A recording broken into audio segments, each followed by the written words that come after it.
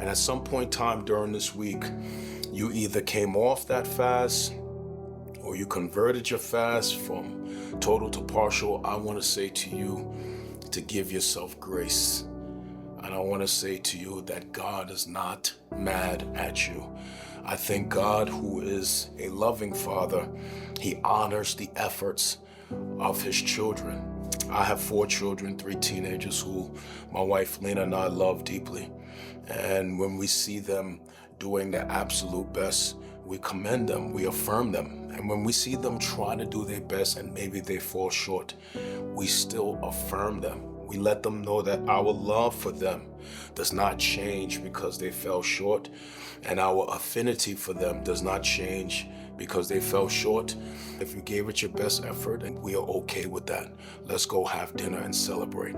If I, as an earthly father who is flawed in nature, know how to give that kind of grace to my children, then for those of you who may be battling with guilt, feeling like you didn't complete the fast, you fell short, you think that God is mad at you, I just want to encourage you that God is a loving heavenly Father, and that what He values is your attempt, and what He values is that you at least tried, and that He is gracious and slow to anger.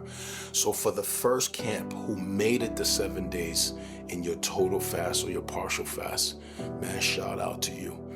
And for the other camp who feel like you had to adjust during the week or you couldn't finish, the Father is still proud of you. And so I just want to encourage all of you, whether you made it to 7 days or just a few days, just thank you for making an attempt. And I just want to also encourage you to hold on to what you received this week. For some of you, the Lord spoke to you. Hold on to that. For some of you, we saw breakthroughs this week. I've seen testimonies throughout our church and people posting online, and even in my own home. The Lord answered prayers for my daughter Israel this week. My son Malachi got a huge breakthrough through a sermon that was preached from a friend this week. I myself, just meditating in the book of Ezra and Nehemiah, I felt like God really spoke to my heart this week, really encouraged me this week. And so I know that there are testimonies all throughout our church of people who heard from God, people who saw breakthroughs in their life, people who decided they're not going back to some vice. Maybe you're not going back to smoking cigarettes, or you're not going back to fill in the blank. Man, I've heard testimonies of all type of miraculous breakthroughs that happened this week.